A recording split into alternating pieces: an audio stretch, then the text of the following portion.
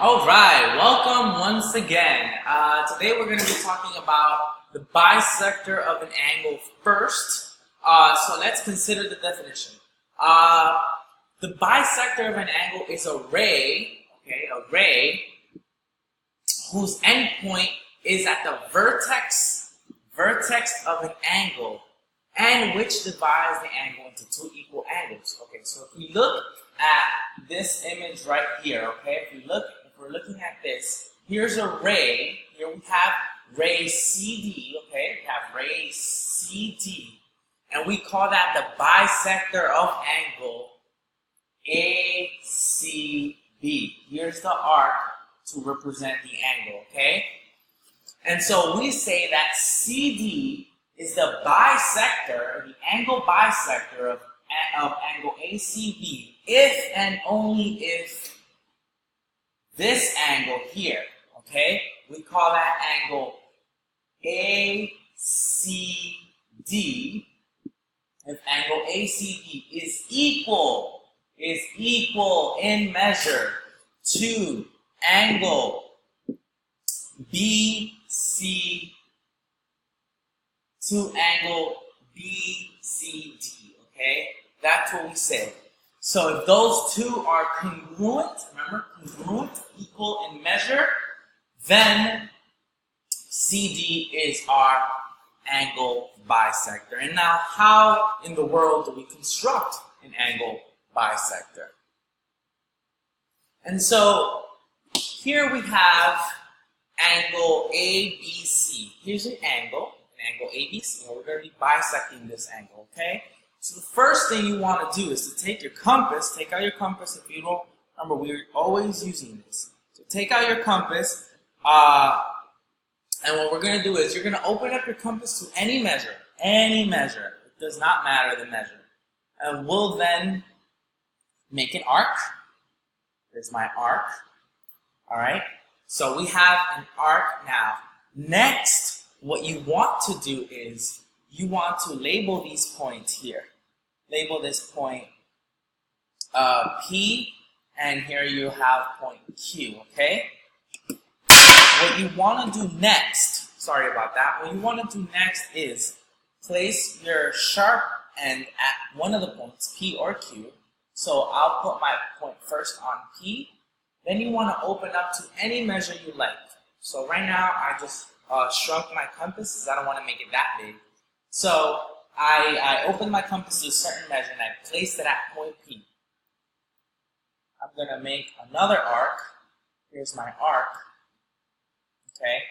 And then with that same measure, do not switch your compass. Do not make it bigger or smaller. That same measure, you want to go to Q. You want to go to Q. And then intersect, oh no. So once you're at Q, you want to intersect that arc you just made with another arc. So here's my intersection, okay? There's my intersection. And then what I want to do is I want to connect from B, I want to connect, all right? And now I've constructed an angle bisector, and we'll call that D. Yes, we'll call that D. So BD is my angle bisector. And so I've started you off with the steps to bisecting an angle. Now I want you to finish telling me the steps. And make sure you have this written down in your notebooks, okay? So tomorrow in class, I want to see what all the steps are on how to construct an angle bisector.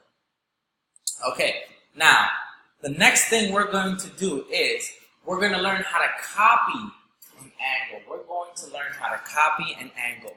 And so, how in the world do we copy an angle? So here it is.